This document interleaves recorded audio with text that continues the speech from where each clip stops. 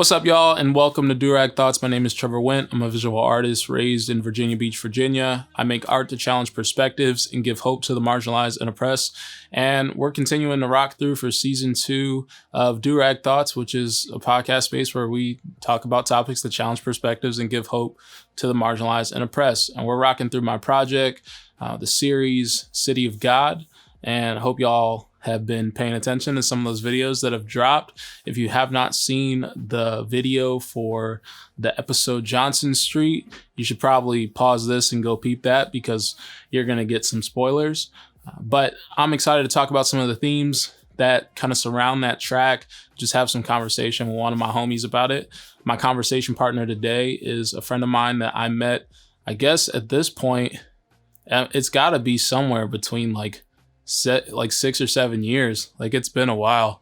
We met each other back in Tennessee at King University. We were both wrestling out there, and at the time, he was producing on the side with like it was class and production, and we just kind of formed a friendship. And this project in its entirety, really, like the inception of it, like really coming into fruition, started with a lot of conversations with this dude. Started with a lot of conversations surrounding, how this could be executed, who I could get together to make it happen. And, I feel like getting this off the ground is largely credited to this guest of mine today. So I want to introduce y'all to my homie, Jared Reece. What's up, dog? What's up, man? Yo, I appreciate you taking the time, man, to rock out with me today. This has been 6-7 years in the making. I can't think of a more exciting project to be talking about. I am so stoked for this. Yeah, man. I really have thought a lot. I mean, that was one of the big reasons why I was like, I've got to talk to Jared, because it's like, I got to find some time to talk to Jared for this, because there's really not many people who were at the inception of this thing coming together. I remember like the first conversation we like in the basement at the old house in North Carolina. You came over, and at that point it was just a mic and logic and zero idea how to do anything on my part. I was just like, yeah, man, I know how to hit record, and just conceptually running through, hey, this is what I'm thinking and what I'm going to strive to do. And it was just like, oh my gosh, man. And then to be on this end of it, to see all this work in however many years in the making, it's incredible. Yeah, man. It is cool to be here. Yeah, man. I appreciate it because, yeah, I mean, I totally forgotten about like just that moment. I remember like, I can't remember what piece I was doing, but we had talked about some of that stuff, and I was like, am I going to wake your family up? Because like, it was just like, it was one of those pieces that was just like super emotive. And I'm like, oh God, I'm going to wake up the entire Reece household right now. Well, I think that was the first time you had come over too. So like, obviously my family knew you from like wrestling tournaments and just seeing you around, but there was no like true maybe introduction, like, hey, this is my friend Trevor, this is actually Trevor, not just wrestling Trevor. Yeah. And then it was like, all right, man, let's go in my parents' basement, and hey, if you just want to scream for like the next 3 hours, they're heavy sleepers, like we'll make it through this. And yeah, man, that was just what an awesome moment. Yeah, I mean, and at this point, in the most recent time that I was back, they didn't seem to hate me, so I'm good to go. No, I'm pretty sure like that night ended with a, hey, Trevor, do you ever want to come here? The door is open, so they must have left a good. They probably heard it and were like, you know what, that kid needs to come around some more because we like what's going on down in the basement. Hey, man, that's super dope. Yeah, I appreciate you, man. Appreciate the opportunity to get this time. So let me give everybody kind of a backstory of the track. We're kind of giving some themes surrounding today. So Johnson Street, if we go back to 2015, I had graduated school. If you pay attention to some of the earlier tracks, some of the earlier, pieces in this series, you'll see that I moved back to East Tennessee. in just a transitionary period. I thought I was going to be going to seminary right out of college, and that ish did not work out at all. And so I ended up back there, and I was just really kind of lost. I had friendships that were just weak. They weren't strong at all. And I was feeling super isolated and alone. I was living in this house that is the house that you see pictured, 211 Johnson Street in downtown Bristol, Tennessee. And there was just like there was no one in the house. Like it was my old professor's house, my old professor, Chris, and he let me stay in kind of like I guess, I mean, it's been changed into like an Airbnb situation right now. It was like a apartment, like they were trying to make it like an apartment space to like rent out to people or whatever. But they were planning to sell the house and move away or whatever. And so they had moved everything out. So it was just this big house that was old and empty, and I was isolated and alone. And I was in just a weird season. Like, first time I hadn't gone back to school in my entire life, you know? And I was just doing something different than I expected to be doing. And yeah, just everything was just, it was a hard transition season. Like, I've talked to someone else about this, just about how like nobody talks about that season. Like, no one talks about those transition times, like how to prepare for them, like where your mindset needs to be.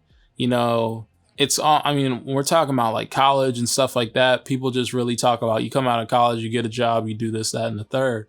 But there was no one really like preparing me to say like, yo, not going back to school and being in this like position of time, you know, where something might not go the way that you planned it might be pretty depressing. And so I was depressed, man. I was super depressed during that season of time.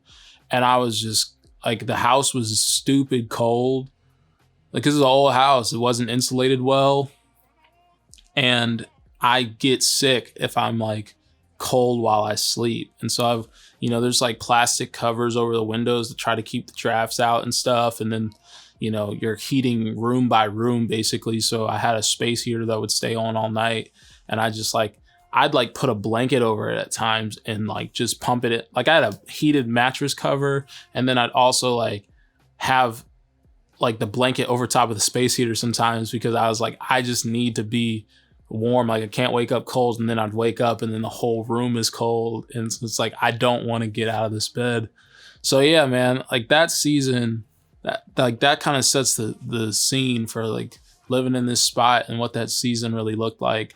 It was stupid challenging. And so like kind of in the heart of like that sort of thinking, right? Those transition seasons. I know for me, like transitioning out of college and then not doing what I expected to do right out was like a jarring experience. But for you, when like you left King, what was that season for you like, moving back to Asheville and trying to figure out what your next step was?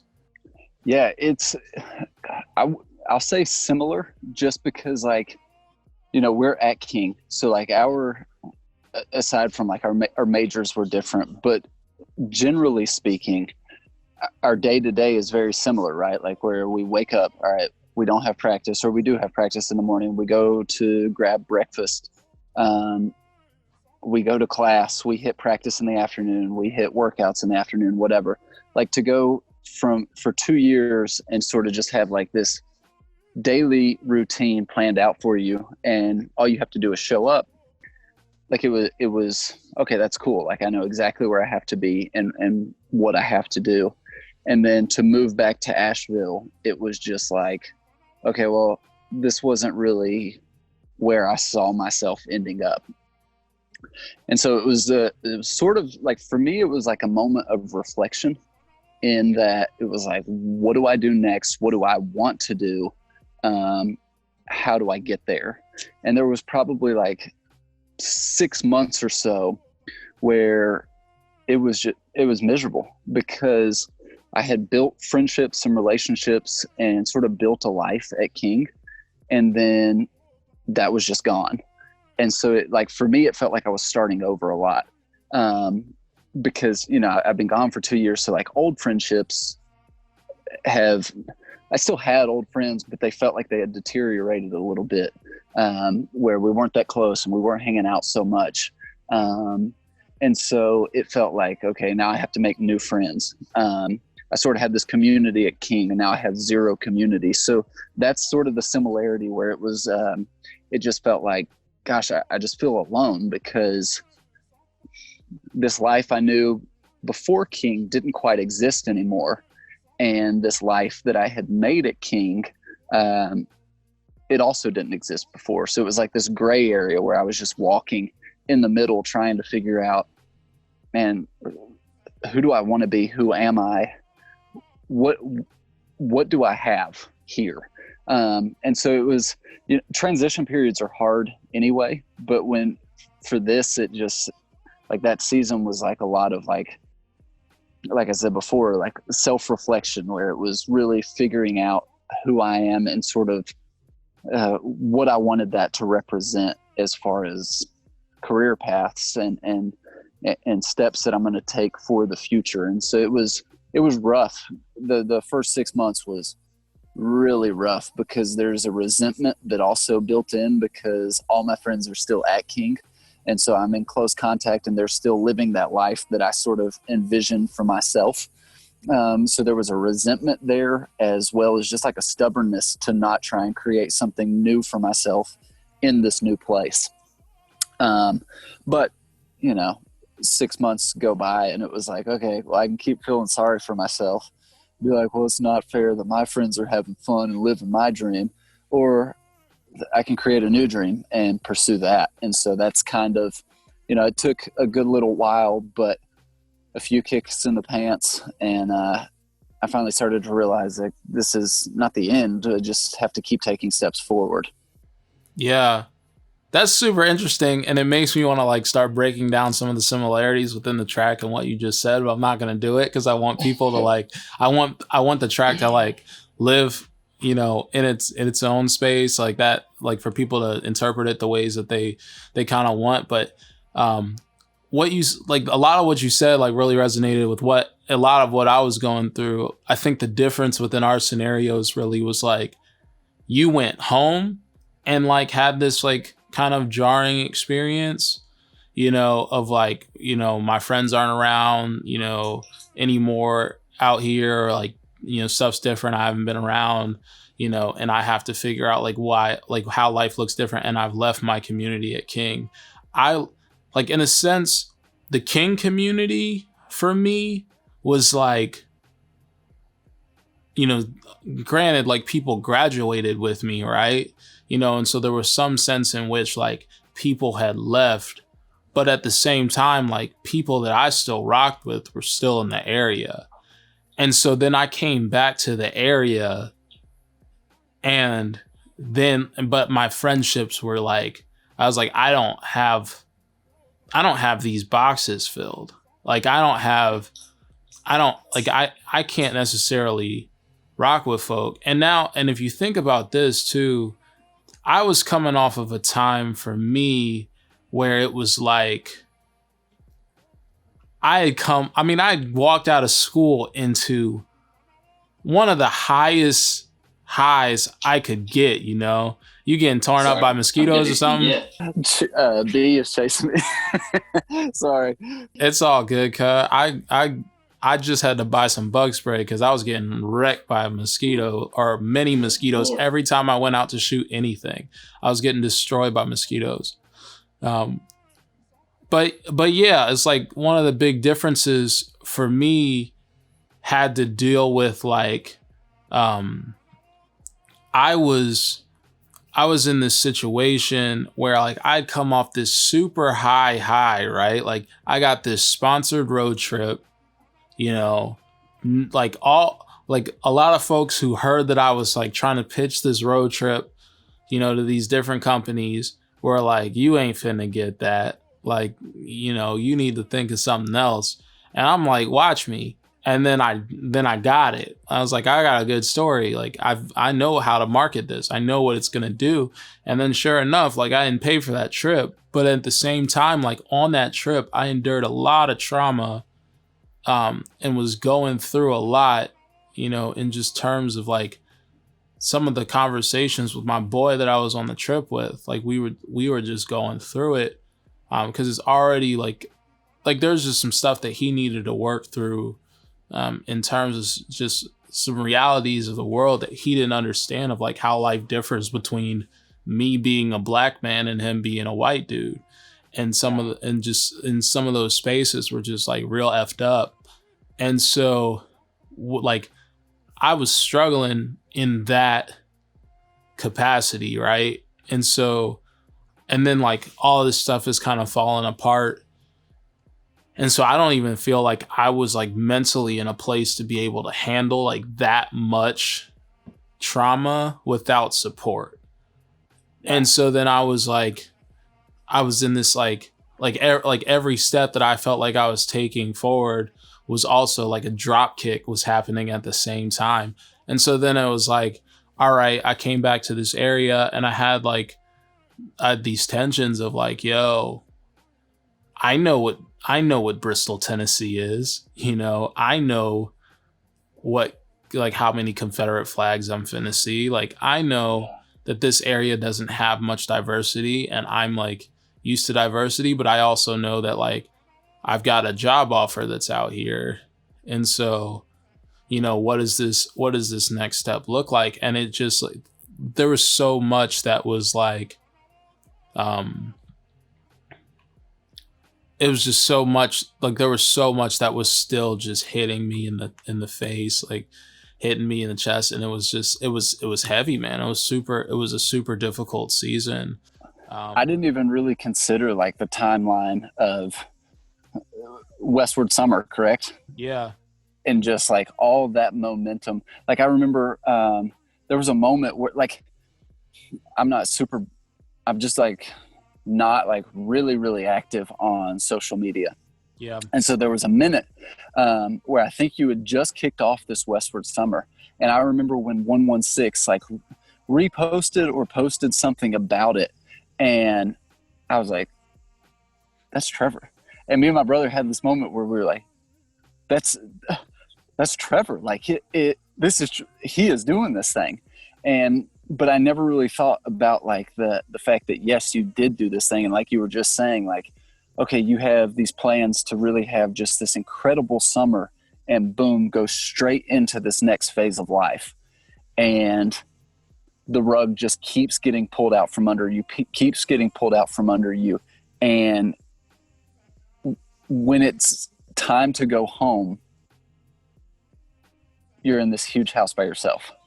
Yeah. And it's like, how do you, I never really thought about that, honestly, about how like the timeline lined up to say, oh man, it was because you had like this pinnacle summer lined up. And then you've got this empty house that's somewhere down here to provide your shelter, I guess. Yeah, man. No, it's just, I hadn't thought about that, but it's just tough. Yeah, man. It's like, I think about if I wouldn't have gone through what I went through in that season, because it's like, I mean, college does not feel long ago at all to me, because I've just only been in transition since then. I'm in transition right now. Like I'm back home, living at, my family's house, out here with the fam, my mom and stuff like that, as long as I've been home since I was a kid, since high school, because we would leave for a week or two and then have to go back for wrestling practice. Like our Christmas breaks were never everyone else's Christmas breaks, like we had such less time than everyone else. And so like, I mean, I counted it up just like, as I kind of like look back on college, I was home over that 5-year span, because like I did a redshirt year for people who want some information on why I did 5 years in college. But I was home for 2 years total. Like if you added up all the time. So of those 5 years, like I left as a 17-year-old kid, turned 18, a month and some change into school. But so like my family was seeing me, like they only knew like, they only knew me for 2 more years from that point. So like they were seeing like a 19-year-old, maybe 20-year-old Trevor while I was 23, Yeah. And it's like, I'm a very different person than I was when I left home. And so it was like, there was just so much tension. And so like, in terms of like, I'm just in a different space of life. Like and like everything's different and I haven't been home in this much time. And like, I've created, like for me, because, I couldn't drive most of our time at King. Like I couldn't drive until I didn't get my license until like senior year, because I had told this story to someone else within Durag Thoughts, but basically like there was a line of succession situation in my family because I have 5 siblings. And so it was like whoever was older had, the opportunity for whatever else, whether it was like getting your driver's permit or if it was getting shotgun in the car, Yeah. And so if there was an older sibling in the car, they got dibs. And so for me, my older brother, who is the second oldest of my siblings, he had like taken his time to get his permit and it threw off the whole order of everything. And so I never got to get my permit before I left for home, right? Or from home to school. And so, most of college, one, I wouldn't have had the money for a car, except maybe I could have saved for one if I had that, kind of sitting there. I mean, I bought a car my senior year, my super senior year. But yeah, maybe I would have had some of those things, but it was just kind of never known. And so then, I ended up like being on campus. Like I had to like build most of what I was doing, my social life and things like that on campus. And so I like, there was, you're in a microcosm basically. I mean, cause King was like relatively diverse, Yeah. because you had international athletes, basketball team was basically black, you had like, some peoples from different cultures, but it was mainly sports teams. Like since we were coming from all over, there was a decent amount of diversity. And so, there was an ability for that campus to be kind of a safe haven, and I wasn't venturing out much, but then I had to come back to this area and I can't go into King no more. Like this place, I mean, I lived in the same room for 4 years. And so, and I'd spent 2 different summers at King. And so, it was like, there was just a big transition for me. Like I got there, I couldn't go back to King. I couldn't pull back up in that spot. And then it was like, all right, so what does stuff look like? And it really, I mean, it came down to like what you were kind of chatting about a second ago of just like, I had to come to this like realization of like, it's not, I mean, this might be the end of a dream that I thought I saw, but it doesn't have to be the end. Like I can make a new dream. Sure. And, you see that transition in this track of like, I was down in the dumps, but then I had to make this like transition of a mindset of, what am I going to look towards? Because you saw me at school. Like, I was like trying to rein in the accolades, like I was doing everything. Yeah. So, to come off like this high horse of like, yo, I'm killing it. And then like the grad schools ain't care. They didn't give me no money for real, And I'm like, I'm black. Like I got these accolades. Like these are things that y'all talk to me about affirmative action. Affirmative action is not helping me here. It's like I've not been affirmed in anything. It's like you've chosen not to affirm me at this point. And so yeah, for me it was like, I mean, I remember one time, one of our mutual teammates, Jeremy Miller, looked at me and was like, Trevor, how are you still paying for school? Because like Jeremy had a full ride to King, and he sees all these things that I'm doing. He's like, how are you even still paying for school? And so it just felt like, yo, I'm like coming off of like being on the top of the world, and like everyone's kind of seeing me as like this cat who's like going and doing it, right? Reece Records has posted me, I'm on this like massive trip. It's like Trevor's going. And it wasn't like I was trying to measure my success by like what people were thinking of me. It was just like, oh yeah, I'm finna do some things. And then it was just like, oh, I'm finna catch like 10 left hooks, at that same time. Like we're just gonna go back and forth and just hit you with haymakers. And so yeah, man, it was that, like, it's interesting though hearing like your perspective on just like having to kind of just be like, yo, I gotta craft a new dream. I've got to craft a new life and just kind of make that transition. Yeah. And that's, to me, I think that's one of the hardest things you could ever do, right? Because you have this vision and it's been, 4 years in the making, 5 years in the making at King. And so to all of a sudden just have to reshuffle, and because like what you were saying, it's not that you were living for what everyone thought of you, but you're stacking accolade after accolade. Like, how can you not just to expect to continue to ride that momentum? And certainly the wave crashes and eventually the tide goes in smooth.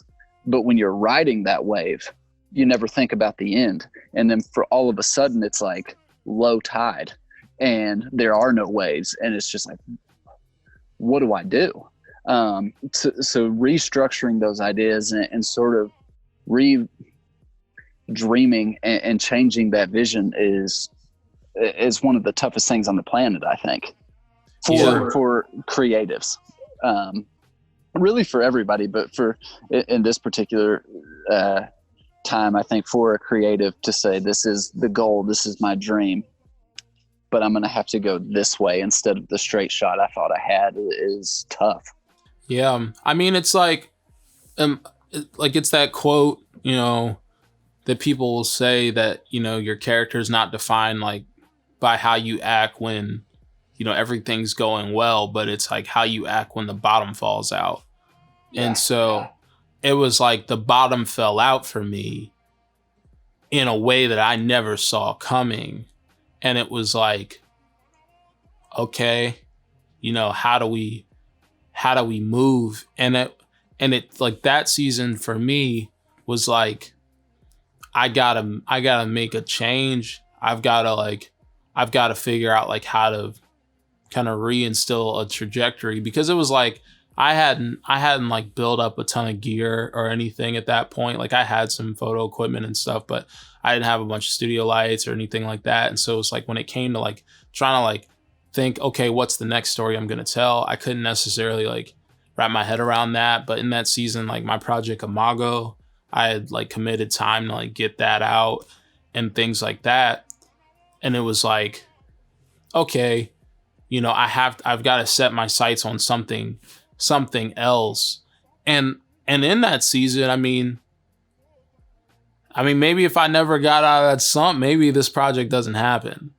Yeah. Because that's like that season of time, I started writing this.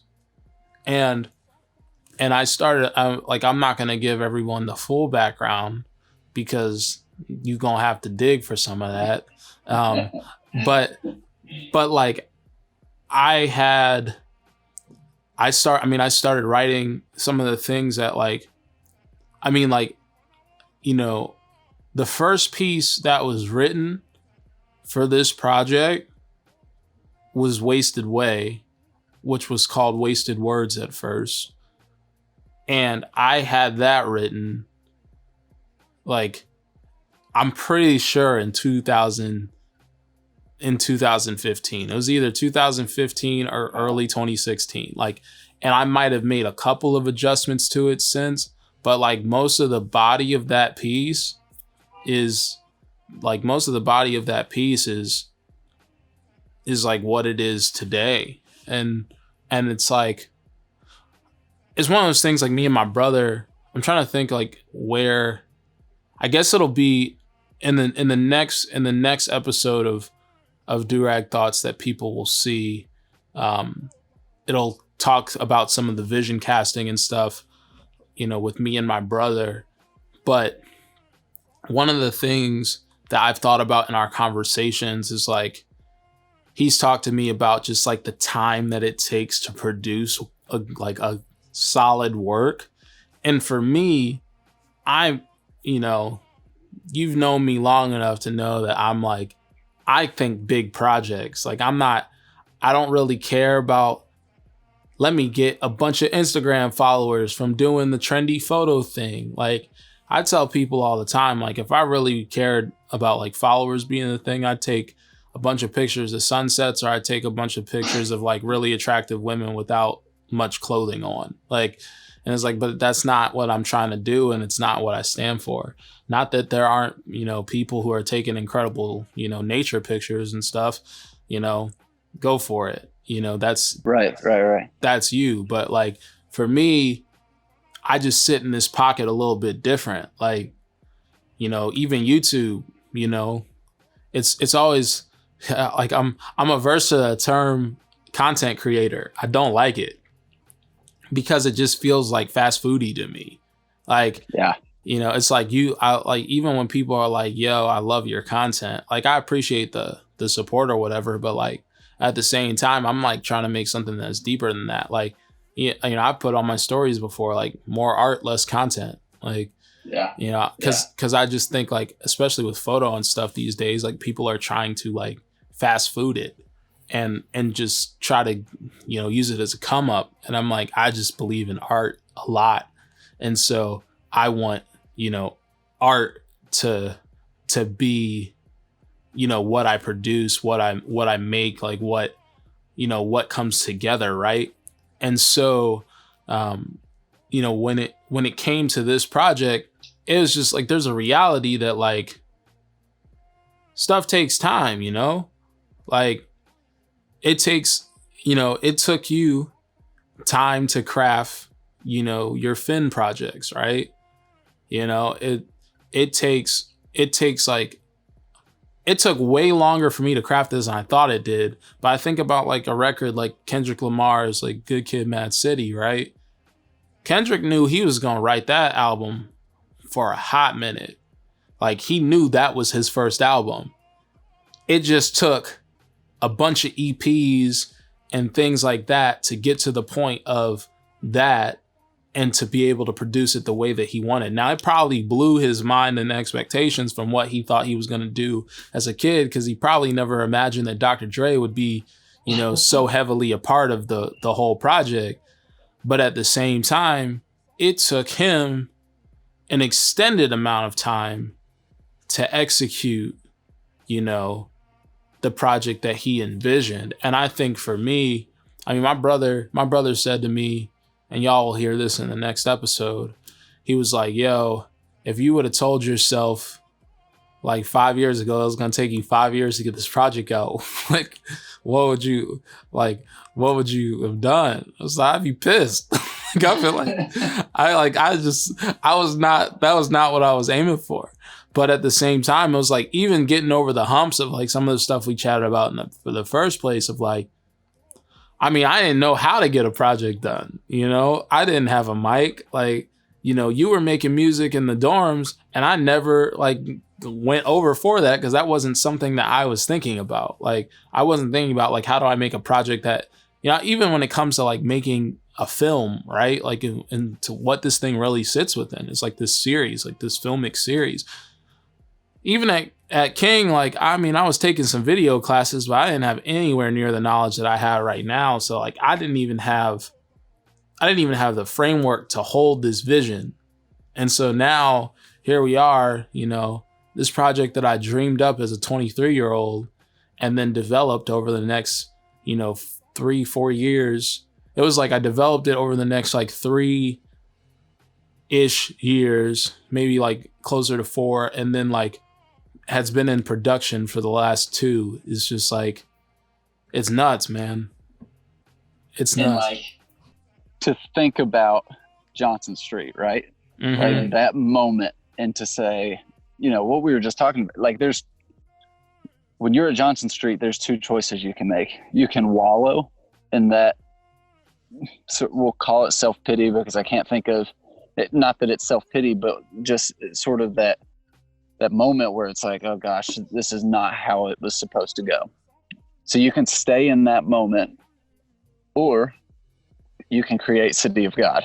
Yeah. And there, like, to me, like there's 2 choices you can make, and there's only 2 routes. And I think 95% of people, and maybe not 95, but 95% of people go, who knows? I'll probably just pass up on that, and I'll start taking pictures of sunsets, and and so to see it, because I mean, what you just said is I'm thinking in big projects. I think of Imago, so I would consider that a big project, considering tools and everything that you had, right? Like, given your equipment and everything that you had to work with, I would say that was a big project. Even like the freshness will not be compromised. Yeah. When you start, it was just like, that could have easily, like, a lot of people could have been like, okay, I'll put that on this picture, and then that have been it. But it was this continual rollout, and week after week, it was just like, oh wow, this is one chapter of a bigger story.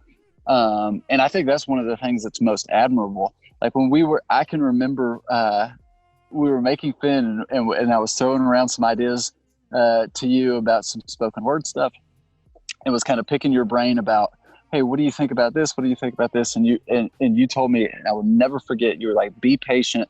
The rollout is key. And literally I was like, no, Trevor, that's not what I wanted to hear. I wanted you to hear you say, hey, just throw this joint up here. It'll catch momentum soon enough. But that's not the case. The rollout is the key. And so to be here in this moment and see 5 years of work paying off, and seeing the vision still alive and coming to life, it's incredible. And to think Johnson Street is where that choice, you could say that Johnson Street is where the choice was made. Yeah. How awesome is that?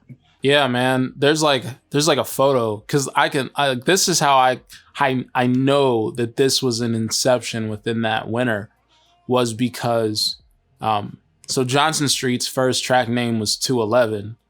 Yeah. And because 211 Johnson Street. And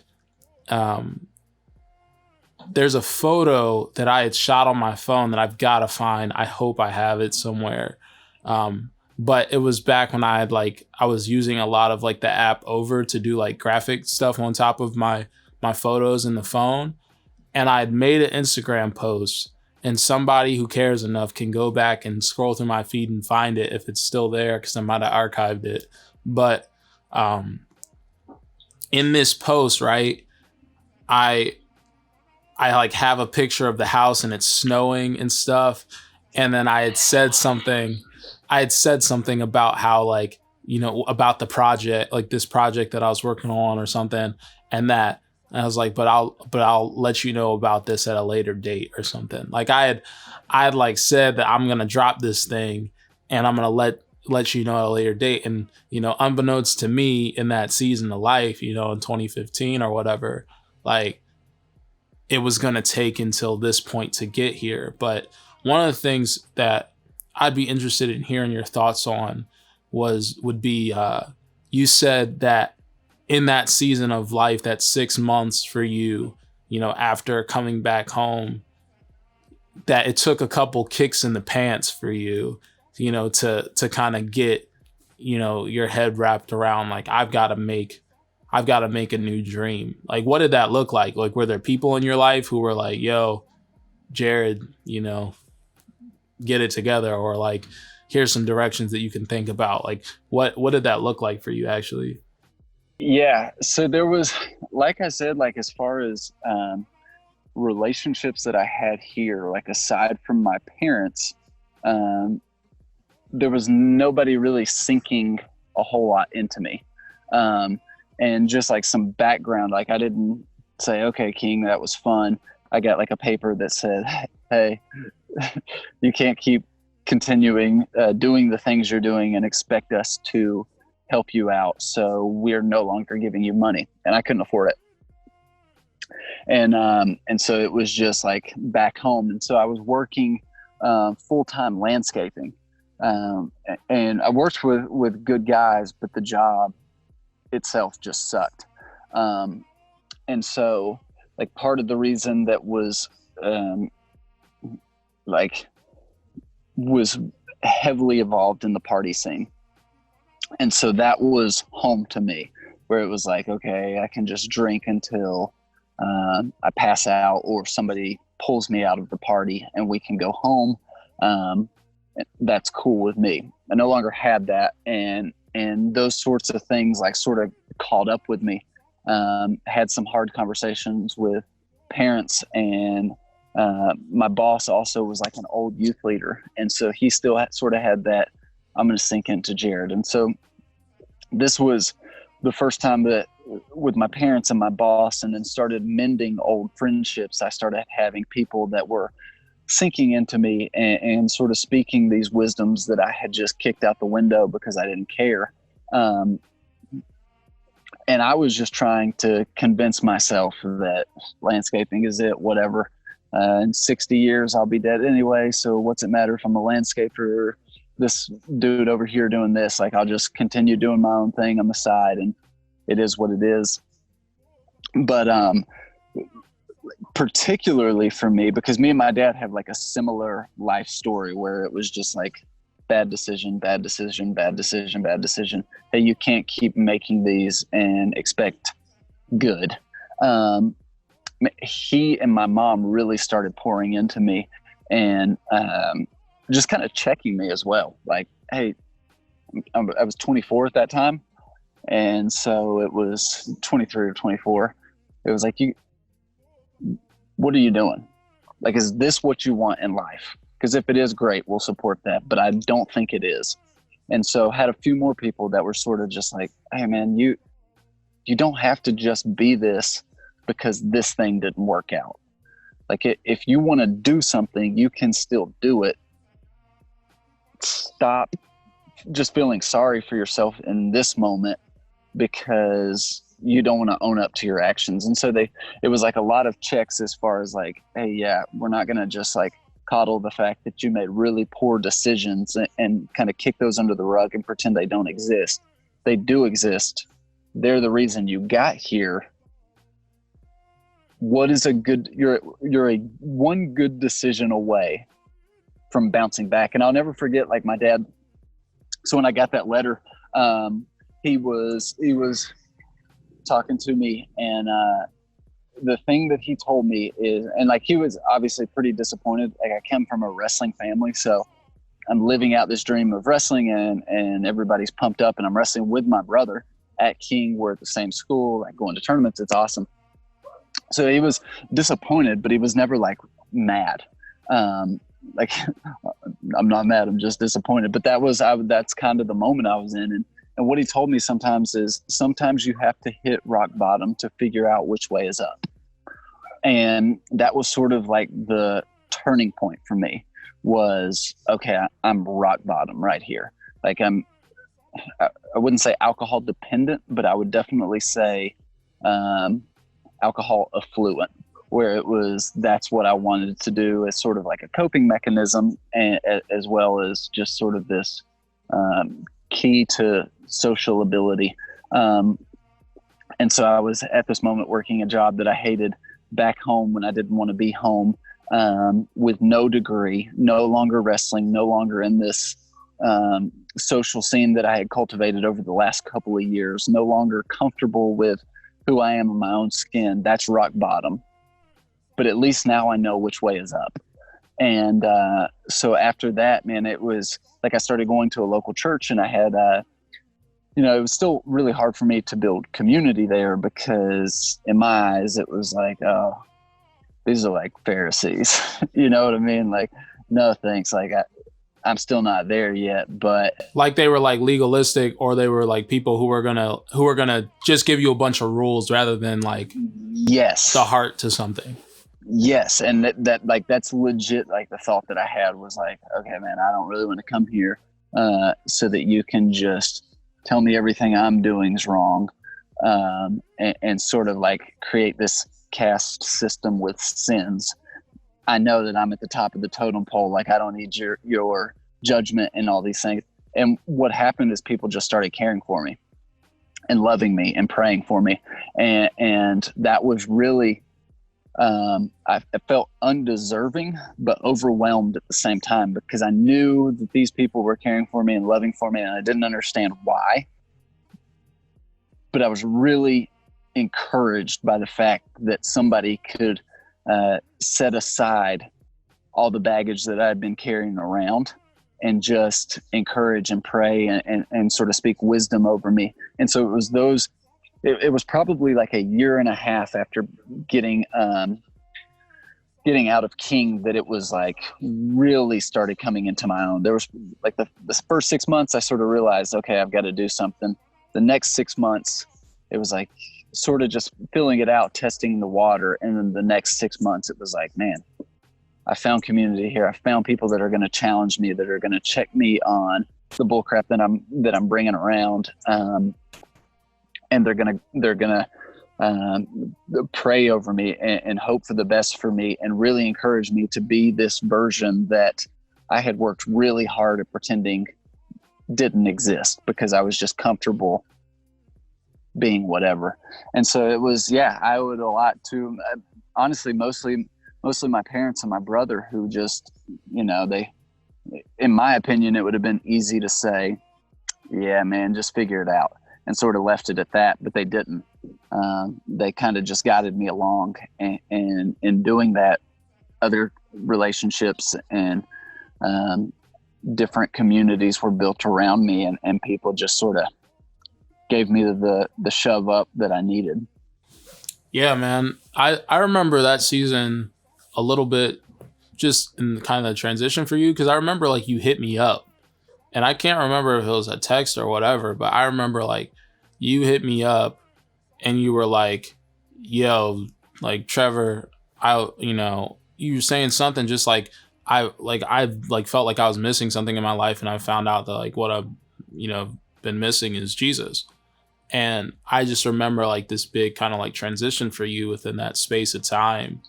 And it's interesting, because like, even though our stories, like within like how they laid out, aren't similar, like in terms of like, just the way that season specifically rocked like that. But it was also like, for me, to get out of that funk that I was in. And that's, this isn't to say that like if someone is depressed like I was, that you shouldn't go see a counselor, because you could be potentially clinically depressed. But what it was for me was like, there's not, I don't know how any other way to explain it. I mean, it had to be like the Holy Spirit, that just like kind of woke me up.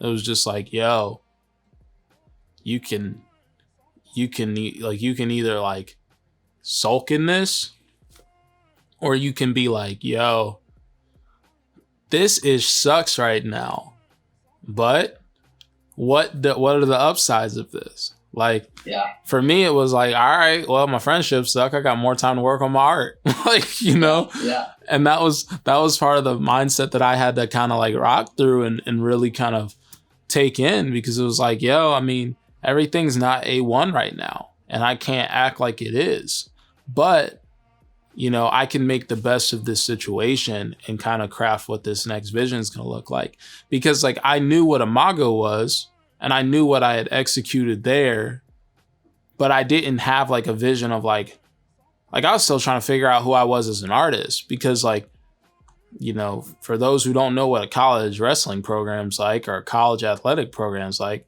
you don't have time for a whole lot more.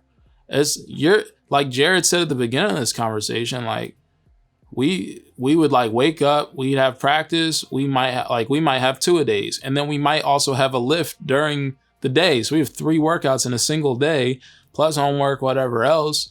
And it's like, if you're doing any sort of extracurricular anything, you're probably pretty stacked. And so, yeah, I was like, to be a photographer and like to be someone who discovered photography in college and to not have like a ton of bandwidth just to like play and figure stuff out, like it took me a while. It took me up until like almost seminary to figure out that like my artistic vision was going to be like, I make art to challenge perspectives and give hope to the marginalized and oppressed. Like that really didn't happen for a long time. But because even like towards the end of our time at King, like I was in this process of like even becoming into this space. Like it was like, I remember like when I really started, like my senior year, like super senior final year, I remember I started talking about things like white privilege and racism and things like that, right? And then like teammates just like started being like real racist, like we're really, giving some backlash towards these things. And I was like, there were points where I would just like, I didn't really know how to operate in certain rooms because how like I would check people and then they would still keep doing stuff. So I finally was just like walking out of rooms and just like not coming back and like letting people sit with whatever, they were rocking through and what they were saying and doing and things like that, man. So it's just, I don't know. It's wild seeing like, God present in so many different types of circumstances that like in those transitions. And I mean, I didn't even plan this, in the sense of like, I figured like you had a season of life of transition and like was interested in your thoughts on it. But I didn't plan that our like, seasons of like transition and stuff were going to be stuff that really, and in the words of Lecrae, they don't match, but they correlate. He said, me and Christ don't match, but we coordinate. Right. And so, yeah, man, it's super interesting. It's super interesting. Well, dog, I'm going to let you go because it seems like the light has gone and you about to function with your peoples. But yeah, I totally appreciate you taking the time, Kai, and it was good to get a chance to talk. Congrats on the marriage, Kai. I wish I could have been there. We wish you were there too, but we totally understand. And honestly, we just can't wait for COVID. I don't know if it'll ever be over. I'm praying that it is, but I just.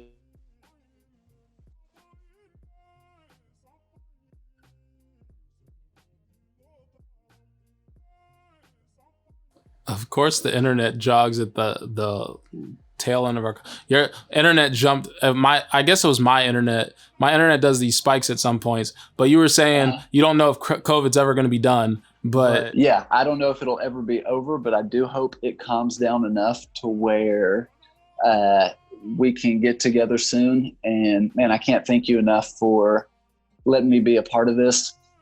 But I don't know, like the whole time I just felt reminiscent of, because that the memory of us in the basement, just listening to what you were writing and not knowing anything that I was doing on the computer, but that memory just came flooding back. And now to be here, it is so special to be a part of this, man. And I can't wait.